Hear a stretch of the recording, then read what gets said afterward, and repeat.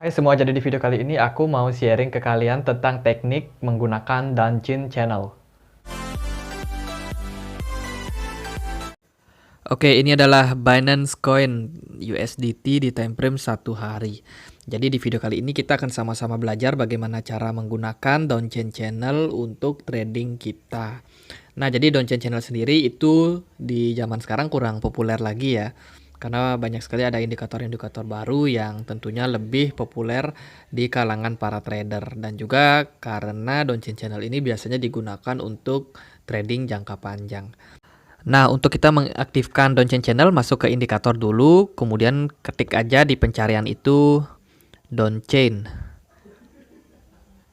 Ketik dulu Doujin, kemudian pilih yang paling atas ya teman-teman. Di situ ada Doujin Breakout.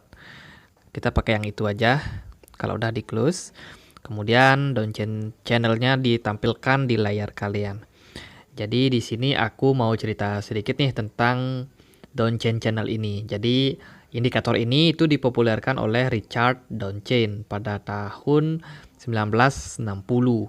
Doujin Channel sendiri itu juga populer dengan istilah 4 weeks rule atau 20 days rule, yang memang indikator ini digunakan untuk trader untuk jangka waktu yang panjang. Nah, kalau teman-teman perhatikan mungkin sekilas Doujin Channel ini lebih mirip seperti Bollinger Band ya. Jadi dia itu ada 3 garis yang menyelimutinya, yaitu garis yang paling atas, garis yang di tengah, dan juga garis yang paling bawah.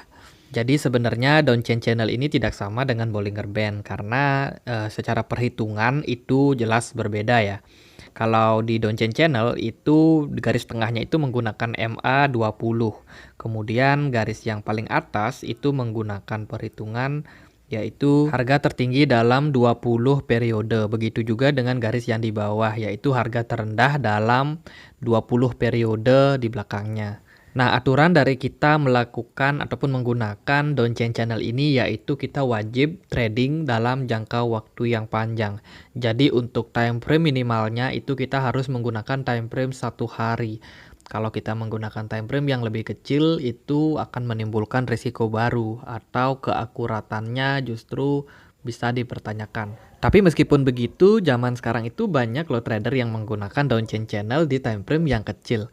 Tapi sekarang ayo kita coba untuk lihat bagaimana kalau kita menggunakan Doujin Channel ini di time frame yang lebih kecil. Contohnya adalah time frame 1 jam. Jadi kita akan coba melihat bagaimana sih sinyal-sinyal yang diberikan oleh Doujin Channel. Nah, buat kamu yang mungkin kurang memperhatikan tadi, Doujin Channel ini punya beberapa indikator ya, selain dia punya garis. Jadi kan ada garis paling atas, tengah, dan juga di bawah. Selain itu juga ada sinyal yang diberikan oleh Doujin ini. Jadi kalau teman-teman lihat di sini ada sinyal yang biru untuk long atau buy. Kalau misalkan kita mau open posisi itu kita lirik yang open posisi long atau buy. Sementara itu ada juga yang sinyal untuk jual, yaitu sinyal yang warna merah muda.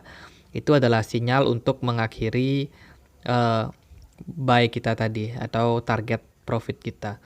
Jadi kalau kita lihat di sini di time frame 1 jam di chart BNB ini, contohnya di sini kita pasang long di sini tapi kita jualnya justru di bawah, teman-teman. Jadi kalau yang ini itu sedikit beruntung ya, kita pasang long di situ tapi kita bisa take profit jauh di atas.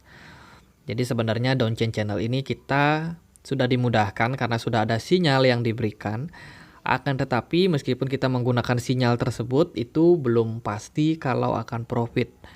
Melainkan perhitungannya itu tidak sesederhana itu. Tapi dengan kita menggunakan Doujin Channel ini, setidaknya kita bisa juga menggunakan indikator ini untuk open posisi buy. Meskipun pada akhirnya sell-nya mungkin kita atur sendiri sesuai dengan keinginan kita. Coba untuk lihat Doujin Channel di time frame 15 menit. Nah, kalau kita gunakan Doujin Channel di time frame 15 menit, berdasarkan histori dari BNB ini justru lebih baik daripada yang 1 jam tadi. Jadi sinyal yang diberikan cenderung lebih baik ya. Jadi sinyal buy-nya dan juga sinyal sell-nya.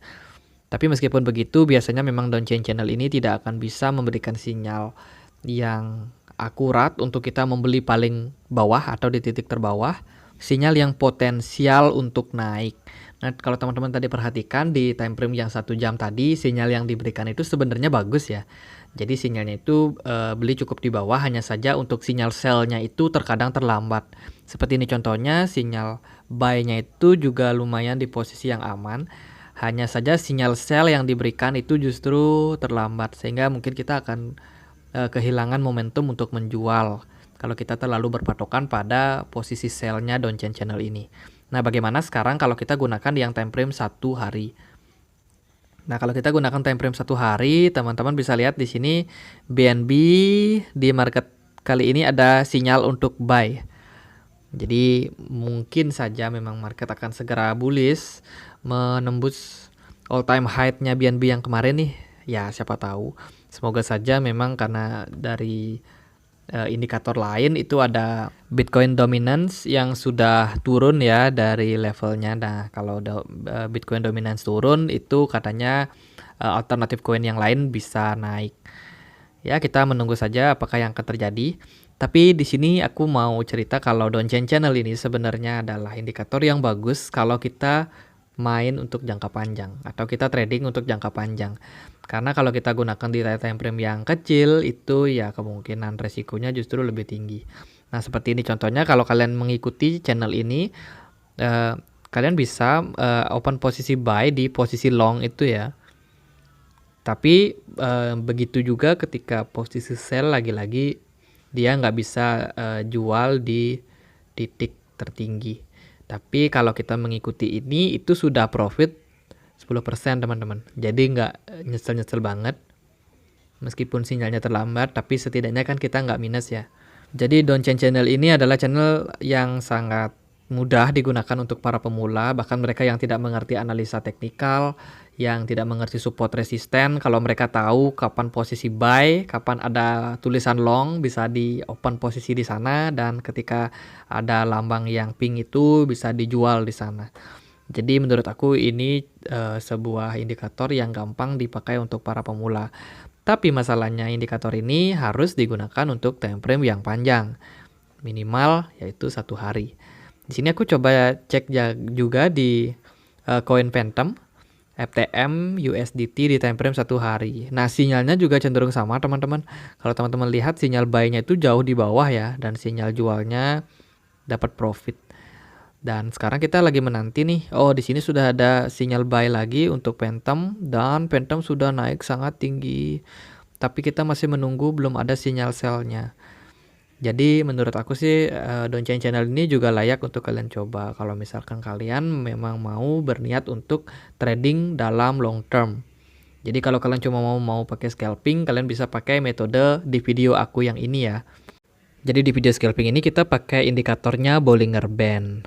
Dan ada beberapa steps yang bisa kalian ikuti. Silakan aja kalian kalau tertarik cek link yang ada di deskripsi. Oke deh, sekian aja video kali ini. Semoga bisa menambah referensi dalam kalian melakukan trading ataupun dalam menggunakan analisa teknikal. Oh ya, kami juga punya grup diskusi ya di Telegram. Silakan kalian bisa cek linknya di kolom deskripsi. Jangan lupa untuk support selalu channel ini dengan cara klik like, komen, dan juga subscribe. Akhir kata saya Andre. Makasih.